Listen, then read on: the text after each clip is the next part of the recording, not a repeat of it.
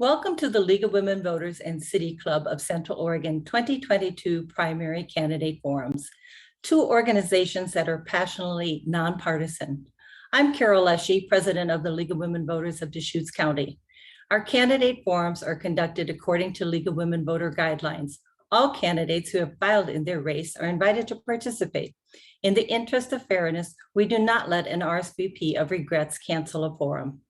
We hope you enjoyed this forum and come away with knowledge about the issues that are so important in today's society.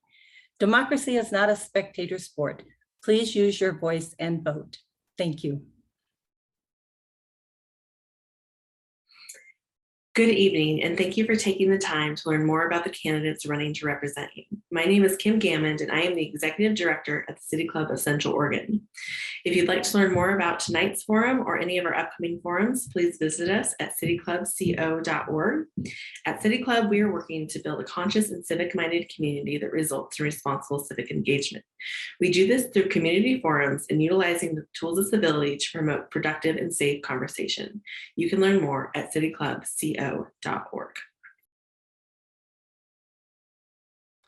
Good afternoon, everyone. My name is Gerry O'Brien. I'm the editor for the Bulletin and the moderator for the Deschutes County Commissioner, Position 1, Republican Candidates Forum.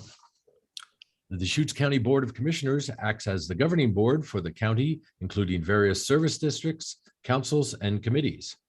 It is responsible for county administration, management, and policy. There are two Republican candidates vying for Deschutes County Commissioner Position 1. They are Scott Stuart of Redmond and incumbent Tony DeBone.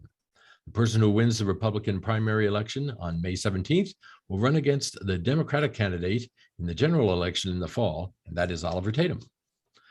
We will start out with 1-minute opening statements from each of the candidates, followed by questions where the candidates will have 90 seconds to answer. At the end, each candidate will have 2 minutes for closing statements. So let's get started. Mrs. DeBone, how about if you give us your opening remarks? Great. Thank you very much, and thanks for having me. I am honored to be serving as your Deschutes County Commissioner currently. People tell me that I have a steady leadership style, and in these turbulent political times, we need leaders who are more steady than bombastic, who listen more than talk.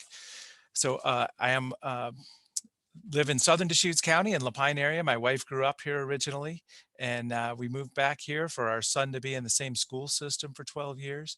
I got involved with the Park and Recreation District before I ran for county commission. So I did 6 years at our park district, really got to know people all around the county, the other districts, the other cities of Deschutes County. I'm honored to be serving. Groundwater protection was the main issue that got me started originally. I remember thinking, now who's a commissioner and what do they do way back in the day? And sure enough, I got on the fast train to be able to be involved, and I'm honored to be serving here in Deschutes County. And it's all the citizens, north, south, east, and west. So Tony DeBone, thank you. Okay, and Mr. Stewart, your opening statement, please. Thank you, Gerry. Appreciate it. I was born and raised in Oregon. I'm a native Oregonian. Grew up in the East County of Multnomah County. And then my children went to Sandy High School. And then we moved down to the Deschutes County area, Eagle Crest, in 2019. I probably wouldn't be here for the fact that the last 2 years that the state of Oregon government overreach pushed me to the limit. And I saw that things weren't being done to protect citizens' rights. I am a fiscal, constitutional, Christian conservative, and I love America. I love Oregon. I love our first responders, and I'm a protector of the Constitution. And I know that the oath that the commissioner makes is to the U.S. and Oregon constitutions. I know those very well. I will make sure that people have their liberties, their life, their liberties, and their pursuit of happiness, which includes their property. And those issues that are currently affecting us that are of immense importance are water, voting, homelessness, schools, and being a mandate-free county. And that's what I'm here for. I'm here to help those people and to listen to them and to join them together so that we can take back this county the way that it has been and it will be in the future. Okay, thanks. We'll get to all those topics today during the questioning. Good. And we will go back and forth between the candidates, but Mr. Stuart, the first question comes to you. And here it is. What do you believe are the most important challenges facing our community, and how do you propose to address them? Water is number one. Homelessness is right up there. And the voting issue is also a critical concern for me. How we address those is very simple. In 1955, the Oregon legislature gave us an opportunity to adopt a county home rule charter. It's not very well known to most people. You can go to my website, you can click on resources, and at the bottom, there's 12 boxes. At the bottom in the middle is the county home rule charter explanation. What it does is it gives county commissioners, if the people vote for this on a ballot measure in November of this year, it will give the county commissioners the power to legislate ordinances that are on the same level as the state statutes. Anything that is a matter of county concern, which are those three issues I just mentioned and more, the county commissioners can issue those ordinances, and they are on par level with state statutes. That's how we take back those issues. Okay. And Mr. DeBone, what do you believe are the most important, challenging issues facing our community, and how do you propose to address them? So number one is managing growth. We do have people moving here. We have high cost of housing. And I really do advocate for maybe opening up the land use book that Oregon has. We all love the being able to leave a city, drive in the rural, and enter a city. So there's a vision in the state land use system that's just wonderful.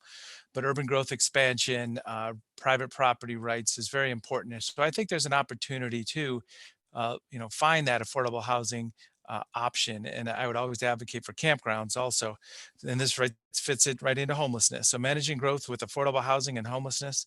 I do support public safety. The sheriff's office and the police departments in our county do a great job. Let's empower them to be that peace officer, that great positive reference point in our community. And then resource management, and as my opponent mentioned, water, but we've got forest management issues. We've got wildland urban interfaces, private property, and national forests all around us. We really do need to have a resilient, productive community, for the forest.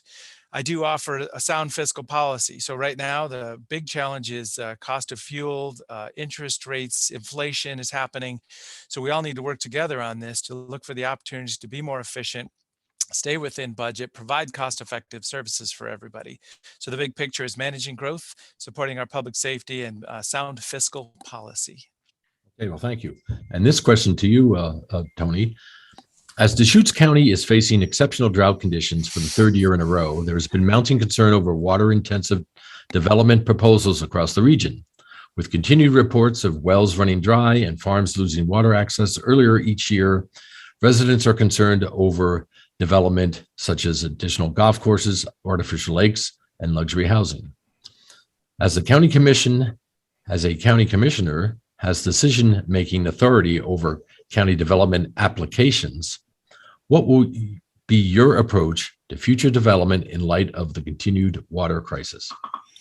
So water is definitely a big topic. So there's a big difference between domestic wells, domestic water use for a city, and the agricultural system that distributes the water around the county.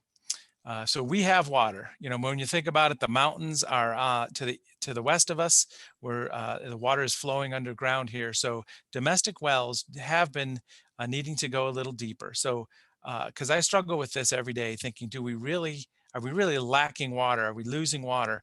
But we're at a point where the groundwater levels are going down a little bit, but it's not time to panic. We're going to manage water. We're going to be more efficient. And this is a call to anybody and everybody. How do we be more efficient on farm? How do we be more efficient in our housing and our development, zero-scaping the lawns? So water, is a decision space at the state level.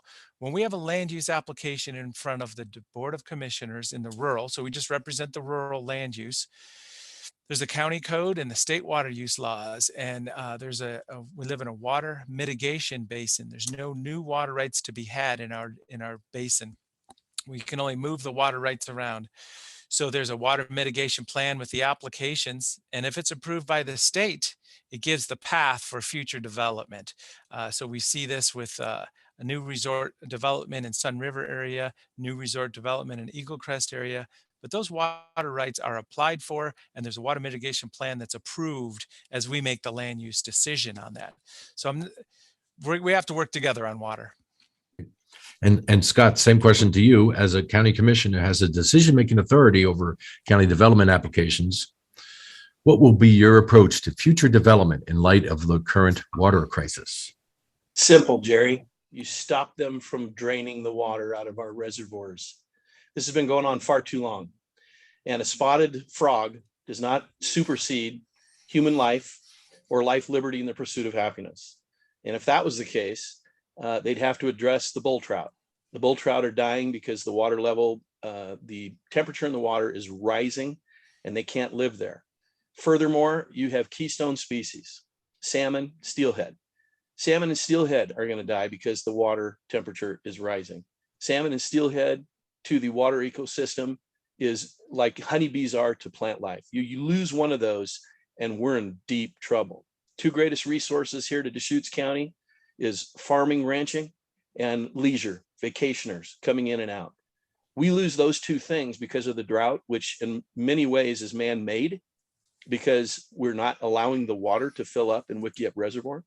Then we're in big trouble. So with a county home rule charter, once again, the commissioners have the power to issue an ordinance to stop the water because it is a matter of county concern. All right. And then back to you, Scott, on this one. State land use goal number 3 serves to ensure our remaining agricultural land is put to productive use. In Deschutes County, conditional uses, comprehensive plan, and zoning changes are converting that land away from farmland and allowing for other uses. How will you ensure we will protect our remaining exclusive farmland across Deschutes County? What are your priorities when making land use decisions? And speak a little bit about the Thornburg Resort, if you would. Absolutely. This little book here, it contains the Declaration of Independence, the Oregon Constitution, and the U.S. Constitution. Most people don't even read the Oregon Constitution. It is the highest law of the land. If we don't, as a people, protect this, then we're going to lose our property. We're going to lose our ranching. We're going to lose farming. And it's going to go away to special interest groups. It'll go away to groups coming in to take away our land for solar panels or for growing substances that are not acceptable to the vast majority of citizens here in Deschutes County. Urban growth boundary, as Tony had mentioned earlier before, is a key issue because you got a balance between having a supply to keep our housing down. We don't have the supply for the demand that is here. So to change that, once again, the county home rule charter, it gives the commissioners the power to issue ordinances to stop those who wish to crush people that have owned property and land for years and years and their families in this organization, in this county. We have the power to do that, but we, the people, have to place that on the ballot measure in November. Great. And to you, Mr. DeBone, how would you ensure we will protect our remaining exclusive farm use land across Deschutes County? So exclusive farm use land is intended for farming for a profit. You put a seed in the ground, you grow something for a profit, you make a living on that private property. We have got a lot of land that was zoned exclusive farm use in the early 80s is when it happened after the first zoning happened. There's always been a subset of land that just was used for open space. We'll call it EFU. It was a catch-all for some of these parcels. It's wonderful to have this open space. It's wonderful to see it. But if it's privately owned, there's probably opportunities for some development. And we need to do it as a group, all the citizens in the county code, to be able to talk about it. State land use system doesn't allow us to do that.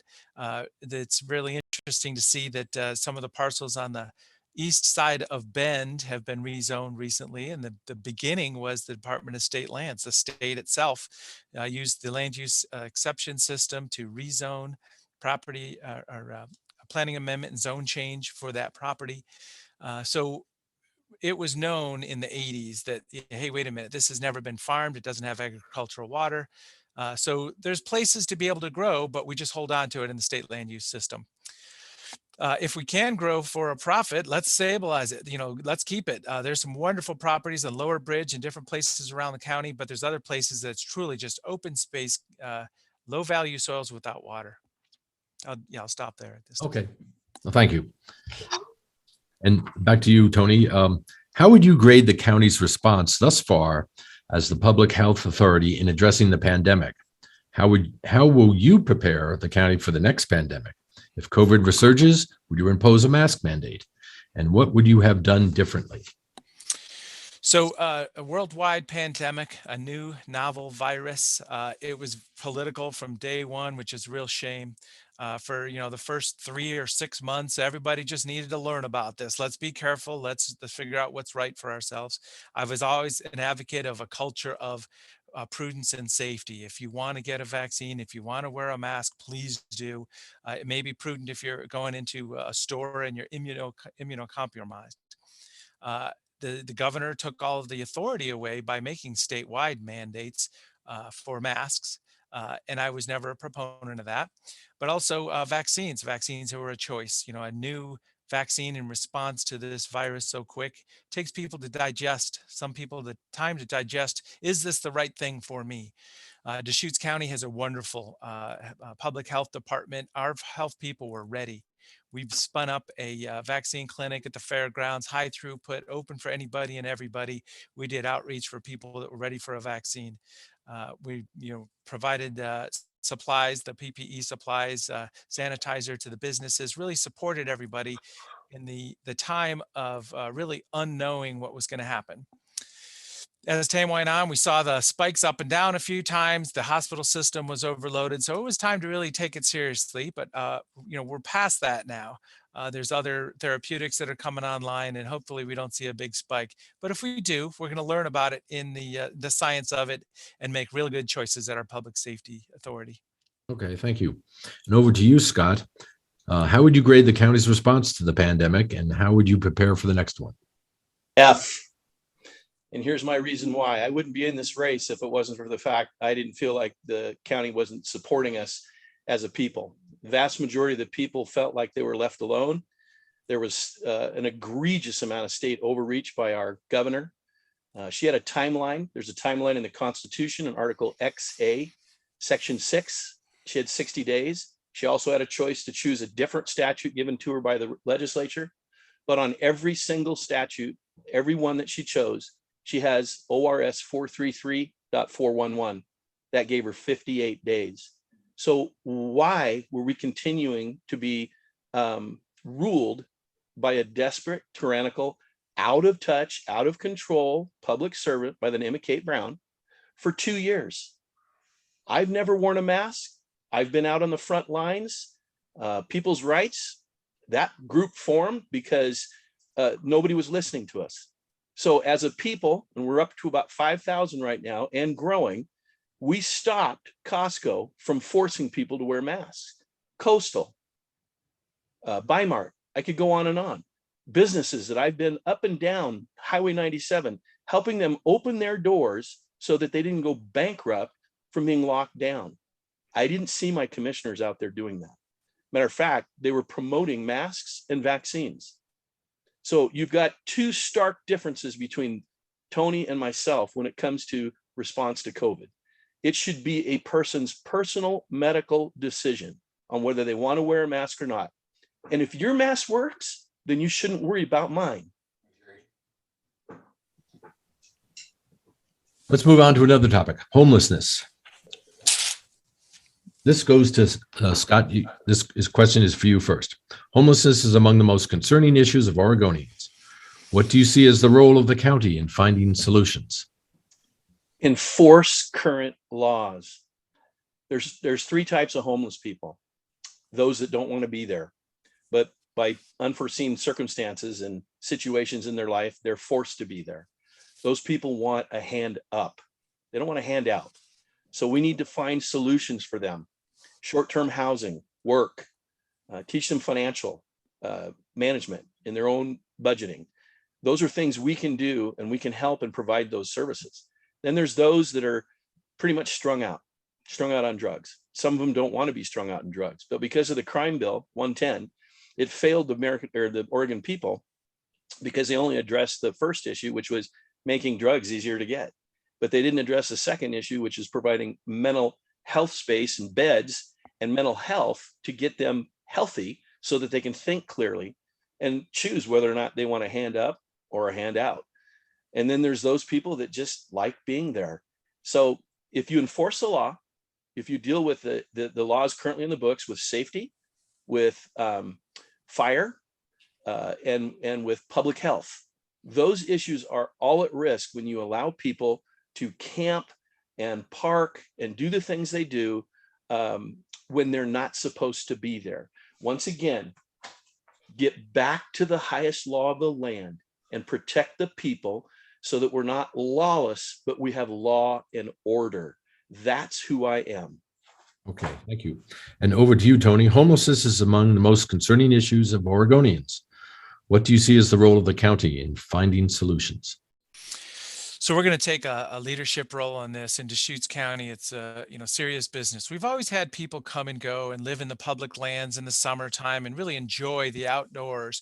Right now, we've turned a corner recently, especially with COVID and the economy changing. Cost of housing, it's really put a toll on folks.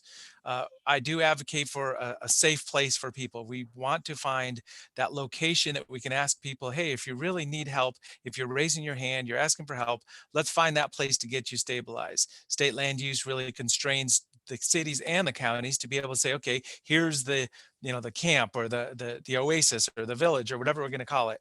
So finding that safe ground location, but also we need to do compassionate enforcement, enforcement to move people to services, empower, as I say, public safety is the peace officer also.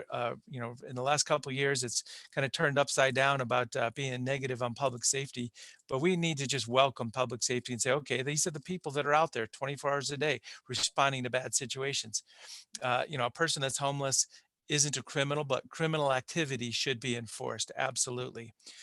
We've got a lot of low barrier and some high barrier shelter opportunities that are coming online, working with Shepherd's House and Bethlehem Inn. But also, remember, I've been really starting to be an advocate of this is where's the next campground? There's the thing that we're missing in the state of Oregon. For 50 years, we haven't authorized a new campground. We think that's a bad thing, but I think it's going to be a good thing. Privately funded campground, private operation that can have a few camp spots funded by a church for somebody in need that wants help. So Okay. there's opportunities out there to really do some compassionate enforcement. Okay. And then back to you on this topic. Do you believe the county commissioners have a role to play in promoting social and racial justice in our community? We have multiple BIPOC and LGBTQ people in our communities, but very few of them are in positions of power. Thus, their voices are unheard of in our county. So explain what your feeling is about social and racial justice issue. So it's a big political hot topic these days. Like there's an underserved or underrepresented thing going on here, but we live in the United States of America. This is the great melting pot. When I know somebody personally and I know them from being a neighbor, a friend, work with somebody, there is none of this going on. And you could be any of those items that we're referring to that are the political hot topics right now, and it's a sense of community. I worry that we've got social media and opinions spinning all over the place, but if you put a bunch of people in the room, we know how to work together. We have got a history of that. The history of the United States for a couple hundred years has struggled with this, obviously. But when I was growing up in the 80s, I thought we were past it, and for some reason we're getting pulled back into it.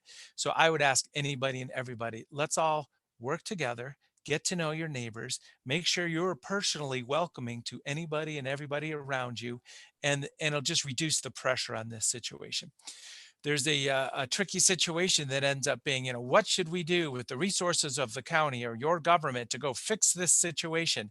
I don't know that we want to do a lot of that at the county level and by mandating something at a board meeting or whatever it is. I mean, come in, tell us what your struggles are, and let's go fix it. Let's make the positive relationships in your community. If you're public, if you're a member of the public, if you're working, if you have a house, there's no reason that you can't be part of our community. So I worry about how this gets spun in the media and out in the open. But anybody and everybody that I meet, I'm just welcoming and supportive. All right. And over to you, Scott. Do you believe that the county commissioners have a role to play in promoting social and racial justice in our communities? Absolutely. And I get back to the county home rule charter. I will continue to talk about this as much as I can, because in matters of county concern, it allows the commissioners to create ordinances that address these issues. Let me read this from the Declaration of Independence. I think it's very important. We hold these truths to be self-evident, that all men are created equal, that they are endowed by their creator with certain unalienable rights, that among these are life, liberty, and the pursuit of happiness. If promoting certain ideological issues, social justice, Black Lives Matters, those kinds of things, if that goes against other people's life, liberty, and pursuit of happiness, the commissioners can play a role in that to make sure that we're all on the same page. Everybody has equal rights. Nobody is superseding anybody else. And I think that's the role of the commissioner, is to play kind of a referee, kind of an in-between, to be able to work with both sides. Because right now, you're in a situation where we've got a value war going on. And certain people are promoting their values, and it's to the detriment of the other side. We need to learn to live together. And that's what Americans do. We work together, we live together. Everybody has their differences, but we all have our own choices. As long as those choices don't, take other people out of their element, everybody's fine, and we can work together to that end. And that's what I think what the commissioner's job is. Thank you. Scott, again, back to you on this question. Fentanyl overdose numbers are skyrocketing nationwide. Last month, Oregon saw the largest fentanyl seizure in state history. What can Deschutes County do to prevent these drugs from being trafficked in our county? Enforce the laws. I mean, you have to go back to the question, why is our border open down on the southern border? Okay, that's where a lot of this is coming in. We didn't even check on these ships, these container ships that are coming in. We don't even check those to see what's coming in on those container ships to make sure that the containers have exactly what they say that's in there. So I think we can do a better job at our ports. I think we can do a better job on the southern border. But when you talk about what do we do here in Oregon, we don't allow it. We don't allow it in Deschutes County. So the commissioners work with the sheriff's office to incarcerate and put those people in a position where they can't be out there selling that stuff. So I'm a big advocate for law and order and putting away people who bring that stuff in. It's just not acceptable. And from the standpoint, is it a matter of county concern? Absolutely. So we as commissioners can take a forefront with the sheriff's office to stop this from happening in our county. Thank you. And Tony, what can Deschutes County do to prevent these drugs from being trafficked in our county? So it does start with illegal drugs. We've in the state of Oregon, people have voted a few times on legalizing small quantities of different drugs. Starts with the opiates and the heroin, and now fentanyl is part of this process. We've been known Highway 97 is a high intensity drug trafficking through a thoroughfare, from Mexico up into the United States of America. So we've always had a really issue with what comes in through the highway system and what comes across the state. Sheriff's office does a great job keeping the pressure on, but it is really taken off these days. We need community education, and we do this through our public health department and the sheriff's office. We actively make sure people understand the dangerousness of this. People are getting stuck in these addiction cycles, and it's really becoming a deadly situation for more and more right now. It fits right back to the homeless issue too. People are looking for that next hit, doing risky things, and then all of a sudden there's just not a foundation for people to be able to proceed in their lives. So this is the moment. We're coming out of a pandemic, and in the winter, just like homeless, the drug situation, we need to ratchet it up. We also saw black market development for marijuana. We're right on the verge nationally of maybe legalizing marijuana. And I think that's why people are taking a lot more risks right now, because when marijuana goes across the country, there's going to be money there too. So we have got to just acknowledge this as a community and get serious about, any of the traffic issues, transportation of this. Okay, let's switch over to the budget itself for the county. Tony, what are your budget priorities? Specifically, what programs would you add or increase? What programs would you cut or downsize? If new resources are available, what one area of the county services do you feel most needs additional resources? Well, so the Deschutes County budget does calibrate with the economy and the value of homes. So we've always seen that 3% rise in the tax rates. That's the state of Oregon's system. We also have new construction that brings the assessed value total pool of houses and property up every year. So we do have a growing budget. It's really the envy of some other places around the country, the growth that we see here.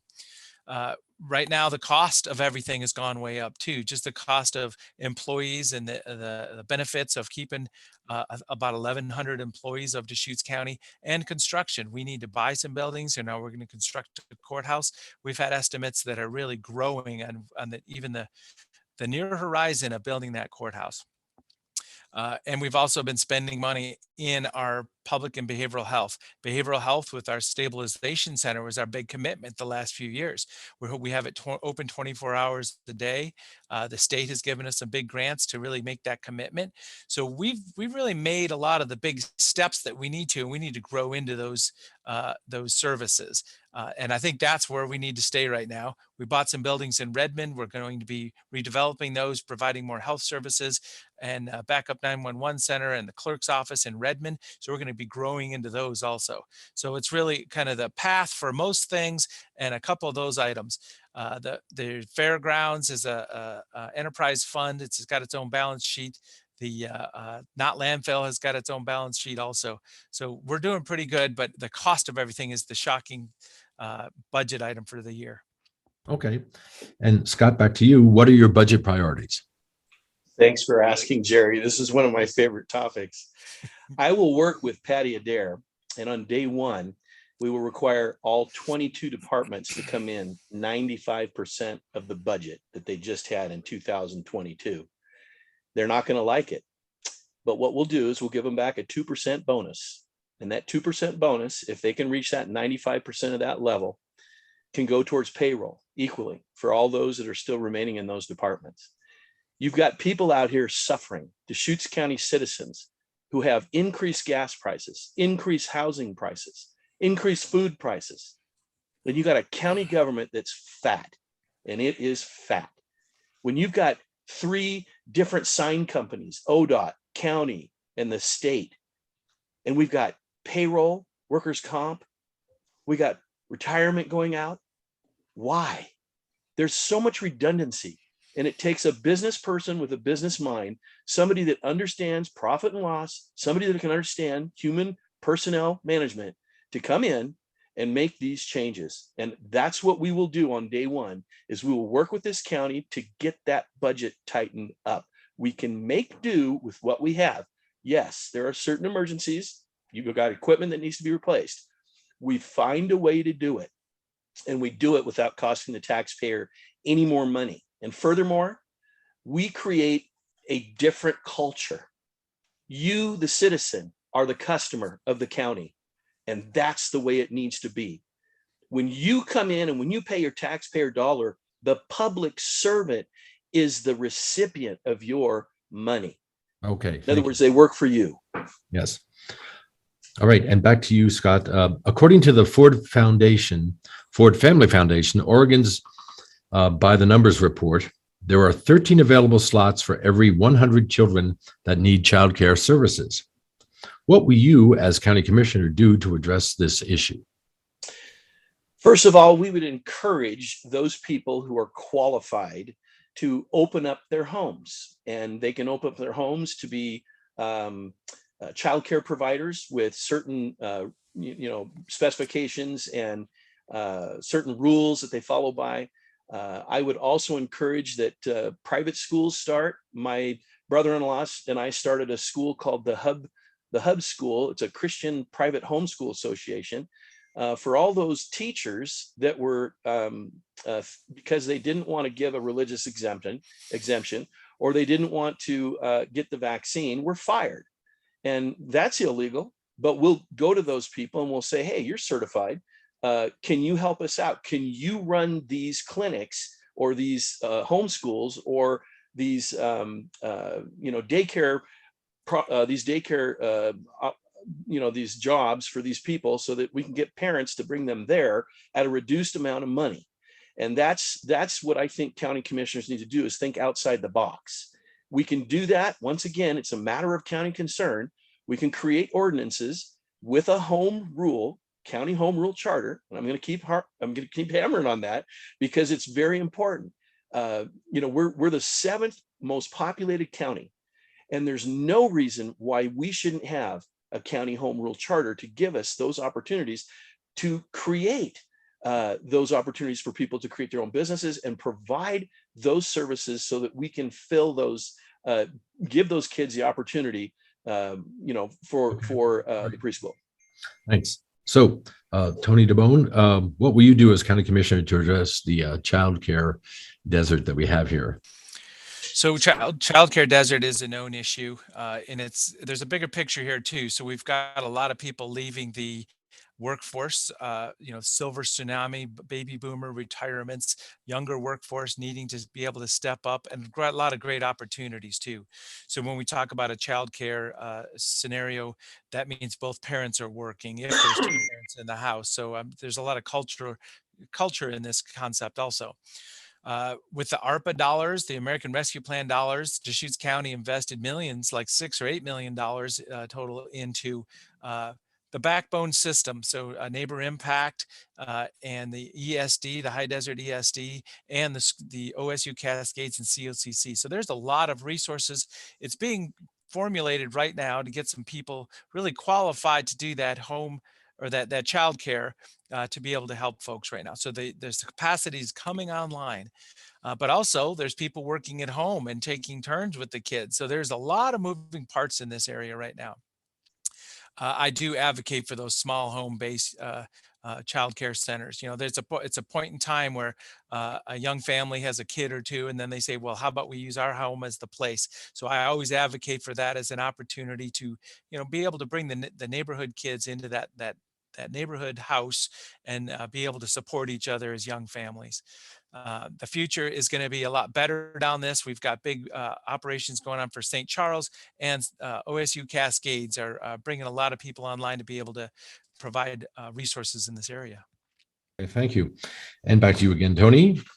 Do you feel that the multi-million dollars paid to defend and settle claims against the county sheriff, Shane Nelson, were warranted? And what would you do to rein in the sheriff's budget for these legal lawsuits that most of them were brought by his own staff? So I've been in office this whole time. So I saw the transition to the sheriff, and these situations evolve. Basically, I do support the sheriff. He's drawn a real hard line. It was a situation where a sitting sheriff is a deputy running against him, and it just became, what it was in the media and then legally. Sheriff wanted to take it all the way to the courts, and I did support that. We did write a check for $1 million for the one case, and there's been some other ones also. But as a sitting commissioner with relationships with the deputies, with a relationship with the sheriff, I'm comfortable and confident that the sheriff's office is doing a good job. Yes, it was a rocky road and it cost money even, but you can't make scrambled eggs without breaking some eggshells. And not that I wanted anybody to suffer in this situation, but the sheriff wanted to do it his way and he did it his way. And I do support the sheriff in this situation. So that gets me back to the confidence of our public safety people. I think it's a great group of people. There's a great culture of service over there. There's only one place, one jail here in Deschutes County. So if a police officer from a city or a sheriff's deputy takes somebody to jail, it's a county operation, countywide. I want to thank the citizens for funding it. 2006 was the vote of the people that funded the jail with a countywide operations bond. There's a rural patrol bond there also. So as you can, my whole mindset here is, yes, it was a rough road. Yes, we wrote a check, but we have mitigation and liability funds for that purpose. So let's not do it again. But yeah, I'm comfortable with where we're at right now. Okay. And Scott, how would you answer that about the $1 million settlements paid for sheriff? Gerry, it'd be easy for me to say, $1 million? Really? I don't know that personal situation, but I do know this. I've worked with arbitration associations, mediation associations that are binding. Those can be negotiated and written into union contracts. And you're not using union people, you're using third party, don't have any skin in the game types of binding arbitration situations. And they sit down with both parties, both the sheriff and the opposing person that's suing, and they hear them out and they reach an agreement, and that's what the county has to pay or not pay. So once again, it gets down to how can we mitigate this so that we don't pay out too much money? It's very difficult when the people's taxpayer money is being spread out, because it's easy for people in this litigious type of a society to be able to get money. People just drop the check, say, make it go away. I believe in fighting, but I also understand that if it's a legitimate case, you're going to write a check. Okay. And my last question is, starting with you, Scott, what differentiates you from your opponent? Well, I'll be honest with you. I'm a lion. I don't know what Tony is, but I know he's not a lion.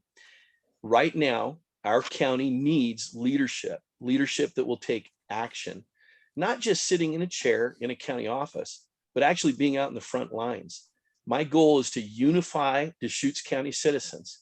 And in order to take back our county from special interest groups, Eastern money, Southern people coming up with their ideology and their money and telling us what to do, is with the court of public opinion. The only way you can change things is with the court of public opinion. I'm a believer in peaceful non-compliance, especially when you've got governments, local, state, national, that are violating the Constitution. And I think we need to stand up for that as a people. And to do that, you need somebody that's a volunteer leader. Okay, you can't lead from behind. You've got to be out in front. I will not stop being an activist. I will be there with the people, telling them, don't let the water out of the reservoir. Being out there in the homeless camps, talking to people, being out there in the door to door, asking people, does your vote count? And I will tell you this, 9 out of 10 say no. So what are we going to do about it? It takes somebody who literally gets out there and does the job. Okay. All right. And Tony, what separates you from your opponent? So I am out there doing the job, and I kind of get to respond to some of the comments here right now. I feel like my opponent is speaking to a small section of the community every topic that he's talking about. I am experienced, and I do know that I represent everybody. You know, when it comes down to political affiliation, we're kind of see it in thirds: Republican, Democrat, and Independent. I've been able to win, office a couple times here now, so I'm honored to be serving the people. There's a lot of just common ground, basic things that we do that are not the hot political topics. At Deschutes County, we have the other elected officials like the sheriff and the district attorney, the assessor, the treasurer, the clerk, the justice of the peace, and we have a road department and the health department, solid waste and the fairgrounds, all these wonderful things that we do. I am open, honest, and approachable for anybody and everybody here in Deschutes County, and my track record shows that also. We make some big decisions. I make some very decisive decisions, and I've been proud of everything I've been able to do. Yeah, Deschutes County is a great place. It's a growing place. There's a lot of push and pull and pressure. The cost of housing is just shocking these days, but we're going to figure this out in the next 5 years or so. We're going to start to grow into ourselves as a medium or large county. So we've been kind of stumbling in the teenage years, maybe for a few years, growing from 150 to 200,000. There will be 250 at some point, but really we're doing it. We're having a great time doing it, and this is a great place to be. All right. So we're going to go to closing argument or closing statements, not closing arguments. And since Tony, you opened up with the opening remarks, Scott, I'm going to go to you for a closing statement, and you have 2 minutes, please. Tony, my opponent, gentleman, good man, but he's not the right person for the right time. And this is the right time. He's been in office for 12 years. Homelessness has gotten worse. Credibility in voting is not there. Our water is being drained. Schools, they're teaching stuff that people don't want them to teach. The parents don't want them teaching what they're doing. These things just continue. So, I say the definition of insanity is voting in the same person over and over and over. It's time for change. I will bring that change. I do listen to the people, and I am in touch with them. So if you want that, if you want change, if you want accountability from a budget standpoint, if you want to see growth in this community, growth and manageable growth, and you want to see us take back this county, then vote Scott Stuart. Okay. And Tony, 2 minutes closing, please. Great. So I have been in office for a while, and I am a known quantity here in Deschutes County. My goal is to be that positive reference point for good things to happen. I agree with my opponent on most of these statements, and man, I wouldn't say it the way he says it, but let's get a good, strong governor who's open and approachable. Our current governor lives in a bubble, and she just doesn't even connect with people. Let's get some balance in the state legislature so we have a voice. Every time I go down as a sitting county commissioner from Deschutes County, everybody knows who I am, but all I've ever had to do is say, please don't do that. Please stop this. Please vote no. And we have just a majority situation in the state of Oregon. Let's get some balance in there. I can be that leader that really represents Deschutes County, all people of Deschutes County. We're going to manage the growth as it happens. We're going to look for that cost-effective way to provide the services for everybody. And we're really going to enjoy being here as citizens. I'm honored to be serving here in Deschutes County. Bend, Redmond, Sisters, and Lapine, Eagle Crest, Pronghorn, Tetherow, Sun River. Just amazing all the different places we have here. We have a good mix of outdoor recreation, rural lifestyle. Since COVID came on, we saw people leaving the big cities and wanting to be more rural. We're going to grow our cities. The city of Bend has got urban growth boundary that's going to be popping out here, and the infrastructure is there. So there's a lot of housing coming online. We might be at the narrowest path for homelessness the last few years because the UGB efforts in Bend, the development in Redmond, the city of Lapine has come online. It's 7 square miles. They're going to build a couple hundred houses for the next couple of years. The rural, I do advocate for state land use system. Let's just open that book up and see what could we do different here instead of locking it down. The whole land use system, I think, has been sharpened to a point, and there's just not a lot of leeway for the development pressure that we have here.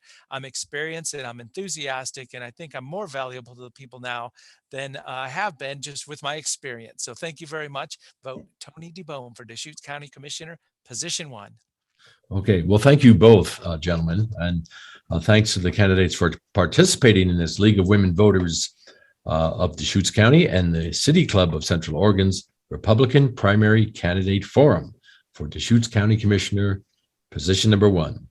Your vote is your voice. Make sure you get your ballots in by May 17th. I believe they hit the mail this week. And for more information about the candidates and the 2022 primaries, please check out vote411.org. My name is Gerry O'Brien, editor for the Bulletin, and thank you very much for watching today. Thank you very much. Have a great day, everybody.